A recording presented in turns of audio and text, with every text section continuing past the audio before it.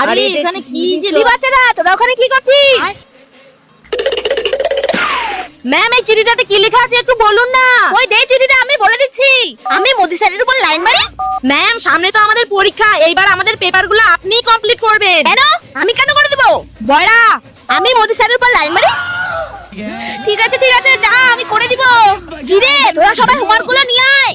Ma'am, আমরা কেউই homework করিনি। কি? তোরা কেউ হোমওয়ার্ক করিসনি? দুদিন আমি বয়রা, আমি মোদি স্যারের উপর লাইন মারি। সরি। এই বাচ্চাগুলো তো আমাকে বিপদেই ঠেলে দিল। মোটরসাইকেলে ধীরে, তোরা স্কুলে এসেও নাচানাচি করছিস।